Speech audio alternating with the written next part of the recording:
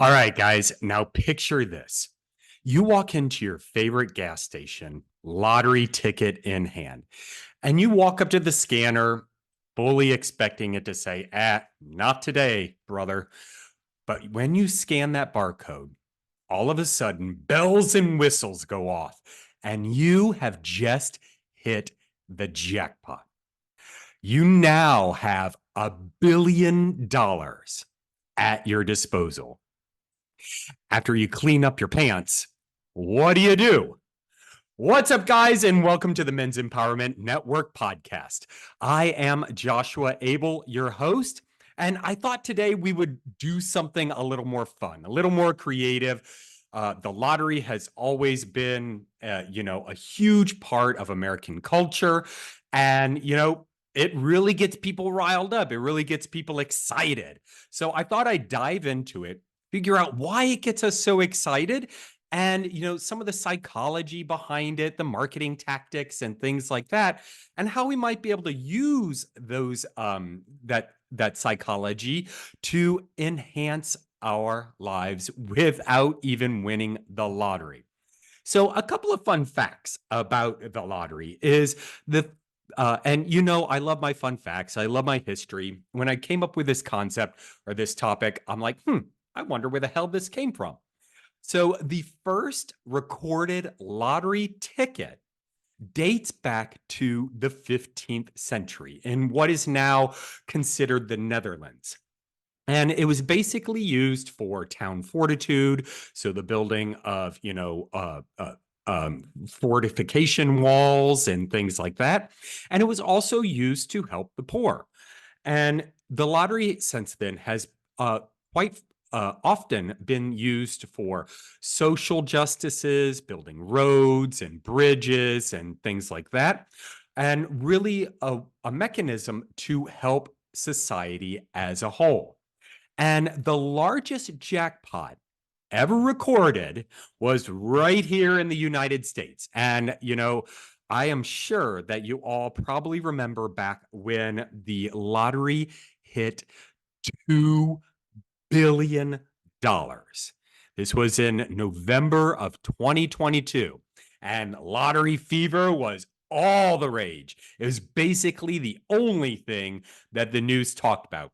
We forgot about COVID. We forgot about any wars or injustices. The only thing that we were interested in was who was going to win that $2 billion. And what I didn't know is in the United States, there are actually 5 states that do not participate in the lottery. And the lottery is a state-run function. So there are 5 states that have no state-run lottery. And those are Alabama, Alaska, Hawaii, Nevada, and Utah. And it's based on religious principles and, the fear that the lottery would cause gambling problems and things like that. So as of right now, they really don't do it. But in the 1960s is when, state-run lottery commissions really started to ramp up and really started to grow. And then, it just kind of spread from there. And generally, what it is thought of from a state level is it's a way to generate more revenue for the state without having to increase taxes. Kind of sneaky, sneaky, sneaky, don't you think? But the odds of winning, such a game as Powerball or Mega Millions is 1 in 300 million. So you have a greater chance, of course, of being struck by lightning, of getting eaten by a shark, of getting in a car accident, in a plane crash, probably all combined on the same day, than you have of winning the lottery. But hey, it's those hopes and dreams that really keep that lottery going and really keep it flourishing. And I, of course, am no stranger to lottery. Growing up, on my birthday, my dad would generally get me a couple of scratchers tickets or things like that. And as soon as I was legally able to, at age 18, I purchased my very first lottery ticket. And, it's always fun to fantasize. It's always fun to dream about what if? What if I won that jackpot? What would I do? Well, you know, I have never officially written down or, kind of done a play by play in my head of exactly what I would do. If I would go into the gas station and I'd scan that Powerball ticket and I won, a jackpot of $1 billion, I am pretty sure I would seriously have to be calling for a cleanup on that aisle because I would probably shit myself. In all likelihood, I would shit myself. And after I got that mess cleaned up, then I don't know. I know that there would certainly be a lot of travel involved. There would certainly be, the purchases of homes and cars. And I'd like to think that, I would use my now excess time because Lord knows I would be quitting that damn job to better help society, do charity work, get on the boards of nonprofits and things like that. But, these hopes and dreams really kind of funnel the lottery. So, why is the lottery such an obsession? Well, it's just that it creates a sense of hope. And if you ever notice, if you drive through like poorer neighborhoods or lower middle class neighborhoods, you will find a plethora of gas stations, convenience stores, bodegas that all advertise selling those lottery tickets. And it's the psychology of knowing that if you extend a little bit of hope to people who otherwise, are financially deficit, they're destitute financially, they're really struggling, generally in the poor or lower middle class neighborhoods, you're going to find those types of stores way more frequently than you will in upscale neighborhoods. Think about it. Take a look around when you're driving around. If you're driving through, a poor or less established or, less financially secure area, you're going to see those convenience stores. You're going to see those gas stations, probably one, two, three per block, and they're all making money because they know that they can, feed into that hope that, poor people or people who are financially strained kind of cling on to, that, an instant win would really, catapult their financial situation into the stratosphere way more than people who are financially situated, people who are financially secure, or have, an extravagant amount of money. The richer people just, don't have that worry of being financially strained. And so they feed on that hope. And, that hope is what drives us to continuously purchase those lottery tickets. You know what? I really hope this is my time.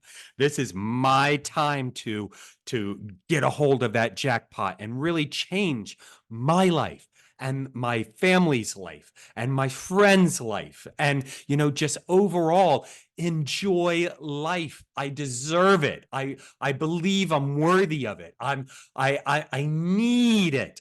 I have hope. I have hope that one day it will be mine. And then, of course, it's a form of escapism. And, it's nice to just check out for a few minutes, as you purchase that $2 lottery ticket and you walk out of the door and you're holding it in your hand and just start getting this sensation of, everything's going to be all right. Everything's going to be fine. Everything is going to work out into my favor. And, when I win that jackpot, I'm going to be doing more traveling. I'm going to be enjoying life more. I'm going to be more appreciative of the things I have. And, I,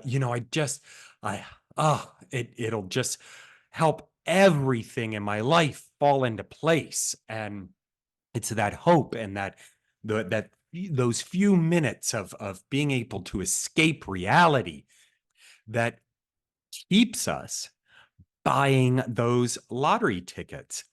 And in addition to that, we actually can't comprehend how minute our chances are of winning. When you are factoring in the odds of 1 to 2, so you have like a 50% chance of winning, or 1 in 10, all right, I got a 10% chance of winning, or even 1 in 100. All right, odds are still a little slim. I only have a 1% chance of winning, but I can deal with that. No big deal. But when it's a number of 1 in like 300 million, those are odds we just can't comprehend. And so we kind of put them aside. We kind of forget about the odds. We're like, you know what? I know my chances are low, but what the hell? It's only $2.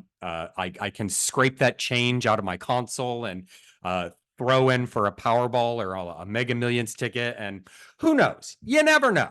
And, screw the odds. Maybe it's my turn. But then there's also something called gambler's fallacy. And this is really, really interesting because it states that certain events will dictate the outcome of the game of chance. And so if, something good in your life happens, then you immediately equate it into an increased chance of winning. And it's called a fallacy because it's completely irrelevant. One thing has absolutely nothing to do with the other. So those people who wear, like lucky underwear or lucky shoes when they go and buy a lottery ticket, thinking that just because that the circumstances are right, that they're wearing their lucky underwear or their lucky shoes, that they have a greater chance of winning. When in fact, again, it has nothing to do with each other. Absolutely nothing. It's a game of chance. And regardless of how many lottery tickets you purchase, your chances of winning never go up because each ticket in itself is one chance. So just because you buy 2 tickets doesn't mean that your chances have increased, because the odds of those specific numbers coming up are exactly the same. And I've kind of fallen into this too. I'll go and buy a Powerball ticket. I'll drop $2, and I'm like da da da da da da da. Whatever. I put the lottery ticket in my console. I wait until the drawing. I go up to the machine. It says, "Screw you. You're a loser again." And I'm like, well, damn it. And then other times I will go and I'll have a couple extra dollars in my pocket, maybe $4. And so I'll be like, give me 2 Powerball or 2 Mega Millions. Somehow inside, I get the feeling that, I purchased that extra ticket. I have a better shot of winning now. But mathematically speaking, that is illogical. It's completely irrelevant, has nothing to do with it. And it's a fallacy that gamblers get, that, if circumstances are right, then their odds are better. If I purchase more tickets, the odds are better. And in all logic, in all reality, has nothing to do with it. But it's that fallacy, that belief, that keeps us buying those tickets. Isn't that interesting? When I researched that and figured it out and how it played in my life, I'm like, holy shit, that is so right. It literally has nothing to do with the odds of winning. And then there are near misses. And this was another interesting concept that I learned in the research. It said that when you have a near miss, it releases the same chemicals in your brain than that actually winning releases. And so those near misses make you believe that you're getting just a little bit closer, just a little bit closer to winning that jackpot. Oh shit. I was just one number off on that Powerball. I was just one number off on that Mega Millions. Ooh, I got two numbers this time. I got two numbers. I'm getting closer. I got to keep buying because I'm getting closer. And I notice this especially when I get scratchers tickets. And so, you scratch off at the top, your 5, 6, whatever winning numbers, and then you go through and you're scratching off all of the different numbers that you have to match or whatever. And I notice that whenever I get within one, my heart rate kind of jumps up a little bit. My stress level kind of jumps up a little bit. My serotonin and my my happy chemicals are like, ooh, I'm getting a little closer. I'm getting a little closer. I could get a winner here. Woo. Keep scratching, keep going, keep doing it. So it's those near misses that release the same chemicals as actually winning a jackpot. And that keeps us buying tickets. Oh, I was so close last time. I'm going to get it this time. I'm going to get it. It's going to be mine. It's going to be mine. But let's just say it does become yours. Oh, happy day. Oh, happy day. The sun is out. It is bright, it is shining. All of the planets are aligned. You are struck with a moment of gold. You scan that ticket, and all of a sudden, you, my friend, are $1 billion richer. Holy shit. Holy shit. So, what is your first instinct? Most people are like, I'm taking the cash value, I'm going to get my money, and I'm going to run. Run, baby, run. Take that cash and run, because you've got boats to buy, you've got cars to buy, you've got planes to buy, you've got houses to buy, you got vacations to go on, you've got friends to take care of, you got family to take care of, you've got all your bills to wipe out. Woo! You are a millionaire, baby. Not so fast. So the way the lottery is set up is it's structured as an annuity, which means that money goes into an account and you are paid dividends on an annual basis. That's how it is set up. Now, you do have the option to take the cash value, but you will in turn be taking much, much less than you would if you would just be patient, stay calm, and, take the annuity as it is. So let's just say you win that $1 billion and you decide, you know what? I want to control my own money. I'm going to do it. I'm going to take that cash value. Well, immediately the cash value is cut in less than half. So from $1 billion, you would get roughly 478 million. Now, I mean, you might look at me and be like, dumb fuck, I'm okay with $478 million. You know what? I don't even have $478 in my account. You want to multiply that by 1 million? I'm okay with it. Don't blame you. Do not blame you. You know what?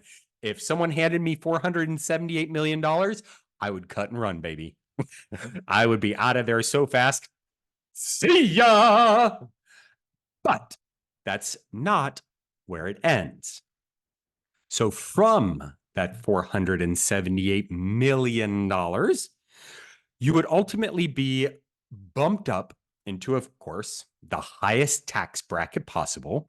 And the tax bracket, because lottery winnings are taxed as income, anything over $500,000 is taxed at 37%. Now, it would be done in two different ways. Immediately, 24% of that would be taken by the federal government. Okay. So 24%. So may as well say 25%. So a quarter of that would be taken by the government. But you're not done yet. Not done yet. Because the full tax rate of those winnings is 37%.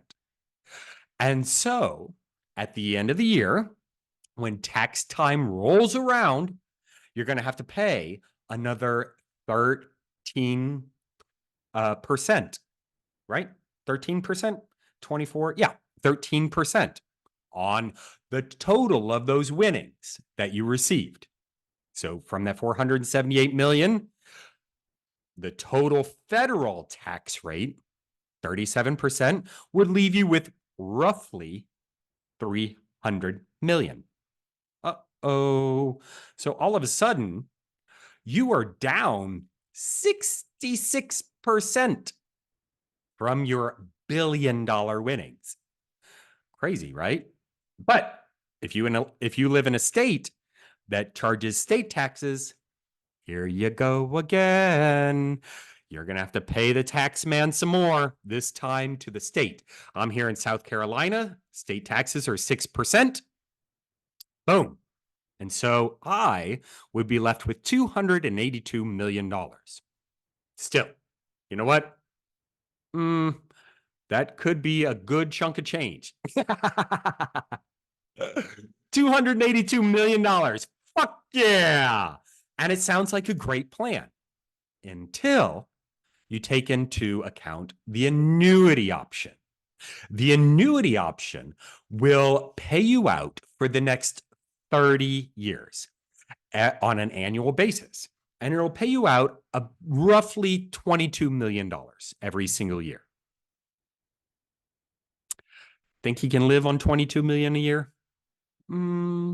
Yeah, considering you may not even have $22 to your name right now. I think $22 million is more than anyone would need in the course of a year. You could still go on vacations. You could still buy, basically whatever the fuck you wanted. You could still help your friends. You could still help your family. You could invest that money to help grow in the long term, stocks, bonds, ETFs, hedge funds, you name it, you could invest in it. And then over the course of that 30 years, remember, if you took the cash option, you get a lump sum after taxes and everything of roughly $282 million. But if you're patient and take it over the course of the 30 years, you would end up with $681 million. Nearly three times what you would have gotten had you taken the cash option. And with the annuity, you also have the option to set up a structure to where, if you die between now and the time that annuity contract closes, you can name a beneficiary. And so you can benefit your children, your children's children. Shit, $681 million. That can go on for generations. Pretty cool, right? It's mind-boggling when you actually think about it. So if, you are that 1 in 300 million person, what are the steps that you actually should take? What should you do if you win that kind of money. First and foremost, take a breath. And that's going to be hard. You might need a paper bag. At least I probably would, because I'd start hyperventilating from taking too many breaths. Take a deep breath. Step back, because your life is about to change. Literally. It will absolutely change. It doesn't have to, but chances are it will. Take a breath. Take a deep breath. Take another deep breath, so that you give yourself pause to start thinking rationally. Because if you win something like that, your emotions are going to go into complete chaos. Happiness, joy, impulse is going to want to take over. It's going to be up to you as the empowered man to maintain control over those emotions and that impulse. So take a deep breath. And then you're going to want to hire an attorney, because as soon as you sign over that lottery ticket and you get those winnings, you will be bombarded. And you're going to want an attorney to, kind of mitigate some of that attention that you're going to get. And then hire a team of financial advisors, not your brother, not your cousin, someone who has absolutely no relation to you, and, who understands how to deal with that magnitude of money. And I would highly encourage you to get a team, so that you get varying inputs from different perspectives and can make a choice, make financial choices based on different perspectives. If you're only listening to one person, who knows where their, priorities lie. That kind of money in the hands of one person can very easily turn sour for you. So hiring a team of financial planners, financial advisors, maybe even a team of lawyers, one for, PR, one for, wills and probate, one for, all of the different other facets that go into having a substantial amount of money. And I would highly encourage you to do all that and have all of that set up before you go and cash in that lottery ticket at the lottery commission. Having all that set up in place, having a structured plan will help you make better, rational, and logical decisions. And of course, there is always, a backlash when it comes to winning, any sort of, substantial amount of money. There is constant harassment, and these are, some states make you identify yourself, and they do this as a PR way of helping the lottery continue on. Because if the winner is publicly announced and people can actually see that it's a real person, then it increases that hope for people to keep playing. They kind of use the winner as a pawn, as, the face of the jackpot. And so if you're in a state that makes you, come out publicly, be very, very prepared for the onslaught of harassment that you're about to get. There is going to be charities. There's going to be scammers. There's going to be robbers. I've even, in my research, I've even read horror stories about people getting murdered, or having hitmen contracted to go after winners, and, all of these different things that ultimately you have a target on your back now, because people with the wrong morals, people with the wrong, kind of priorities,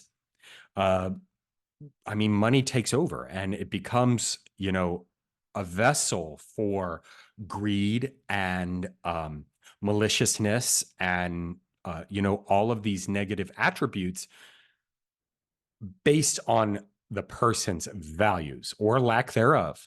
And so be very, very careful. Um, and this extends not just to, a huge jackpot like $1 billion.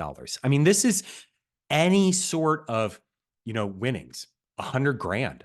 You'd be surprised how many people come out of the woodwork, that long lost second cousin, twice removed from your great grandmother's illegitimate son or whatever. All of a sudden, finds you on Facebook, finds you on Instagram, finds you, whatever. And, starts wanting to, become your quote unquote friend, or, getting back in the fold with blood, when in fact their intentions are completely, you know, uh, uh, awful. um, and then relationships have a tendency to become very, very strained when a sudden and drastic change happens in your life. Marriages fall apart, uh, relationships with friends and family, they're you're now seen as not one of them. So all this time, you have been, in the same circle as your friends, as your family. You're primarily all based in the same socioeconomical structure. You can relate to the same things. You have that core group, that core community. And if all of a sudden you become a billionaire, that is something they can't relate to. And you're seen as an outcast. And, those relationships may become very, very strained, and they may distance themselves from you. Or on the other hand, they may try and take advantage of you, again, straining that relationship. And along comes with a huge sum of money is guilt and boredom. I was reading on this, and the guilt can kind of be equated to survivor's guilt. If you're in a car accident with someone else and you survive and they don't, the survivor has a tendency to take on all of this guilt. Why me? Why did this happen to me? Why was I chosen to survive? But the same thing can be applied to someone who wins like an extravagant amount of money. What makes me so special that I was blessed with this? Why was I, given this opportunity? Why was I the lucky one? Why me? And it sounds really strange because a lot of us don't equate, some sort of guilt with winning a lot of money, but it absolutely can happen. And then, of course, boredom. I mean, generally speaking, if you win, a huge sum of money, what's the first thing you're going to do? I know what I do. Quit my fucking job. But our jobs, whatever they are, whether you like them or not, creates a sense of purpose, a sense of identity. And if you immediately just kind of take that away, and now all of a sudden you have this gob, you've got nothing but time on your hands. It's going to happen. What I don't have to wake up till 10. Oh, all right. Okay, cool. What am I going to do for the rest of the 12 hours I'm awake? Go shopping? Well, shit. I've already done that 18 times this week. And so boredom can really, really set in. And if you look at the statistics amongst lottery winners, you will actually find an increase in addictive behavior after they've won the lottery. And a lot of this may be in part due to not knowing what else to do with their time. I mean, hey, I got nothing better to do. May as well do some day drinking. uh, these prescription pills, they're kind of like happy pills. Pop a couple more, baby. Let's go. And so these practices of, being of boredom and guilt, uh, you know, can very much accompany, that huge amount of jackpot winnings. And then in some cases, in fact, in most cases, people who win an extravagant amount of money tend to end up financially worse off than they were when they started, with up to 70% of lottery winners eventually having to file bankruptcy. And this is accredited to the lack of financial literacy and financial education in this country. And it's a huge, huge disadvantage to average, normal people. And think about it. Last time you got a windfall of cash, and it doesn't have to be $1 billion, let's say $1,000, when you got your tax return, a couple grand or whatever. How long did that last? What did you do with it? Do you remember what you did with it? Was it gone in a week? We are not educated on how to handle money. And so when you are in the belief that now your financial coffers are limitless, you're going to go to town. You're going to go to town. And in addition to that, having, a seemingly unlimited source of income also provides you with a seemingly limitless amount of credit. And, so you don't have to spend that cash. What a lot of lottery winners have done is resort to credit. And then all of a sudden, their credit's maxed out, and then they're spending the cash to try and catch up on the credit, in addition to spending the cash to maintain that lifestyle. And eventually, it's all gone. And they still have a mound of debt and have to file for bankruptcy. And so educating yourself financially early, now, before, that miracle day happens when you become financially wealthy through, a magical lottery system, is completely and totally empowering to you.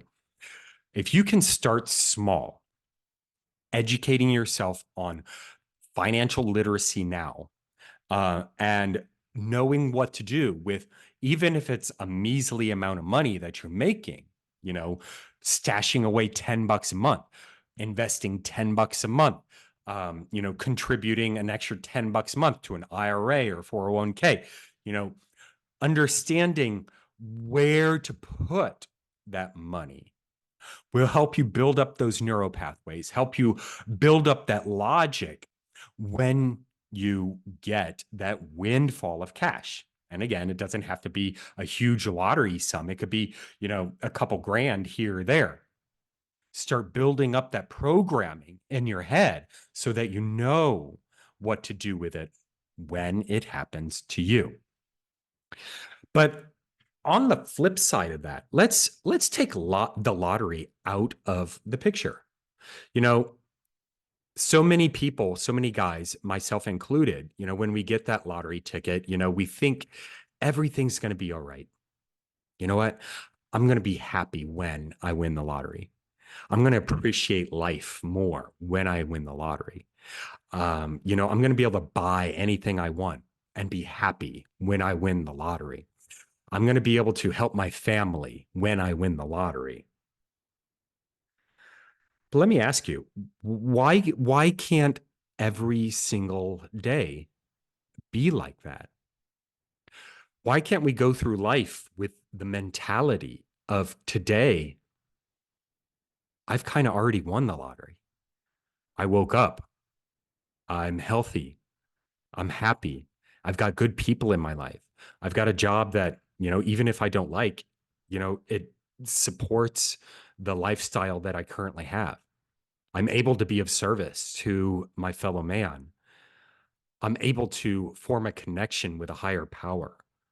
I'm able to educate myself on, becoming more financially empowered, more physically empowered, more mentally empowered. I'm able to take steps to improve my life today over yesterday. And for that, I really am the luckiest person in the world. What if we went through life with that mentality? We had a lottery mentality every single day. How much would the quality of our life improve?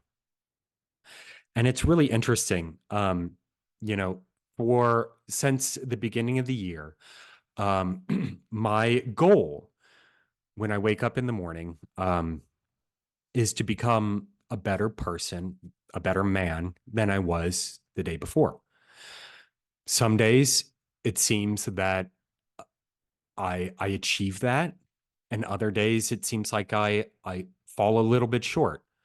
But the actual journey, the actual attempt at being, or at least trying to be a better person, a better man than I was the day before, gives me such a sense of peace, such a sense of connection to the world around me, gives me such a sense of empowerment and happiness and joy that it's almost like I win the lottery every single day.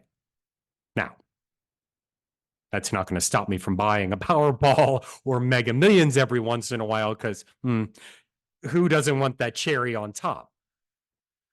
But keeping that hope alive and keeping those few minutes of escapism about my life already improving day by day is incredible. It's amazing. And I surround myself with people who feel, act, and think in that manner. And that empowers me even more. And so it really feels like I get to win the lottery every single day. I really hope you got value out of this, my friends. If you did, drop me a comment if you're watching this on YouTube. Share the podcast. Hit me up on social media. I'm here to help and serve wherever I possibly can, and I sincerely appreciate the time that you take to listen to the podcast. If you have any topics, I'm certainly open for new topics, and I greatly appreciate those. But strength and power to you, my friends. Guys, every day could be a lottery win for you if you let it. And that's what I hope for you. So until next time, my friends, cheers.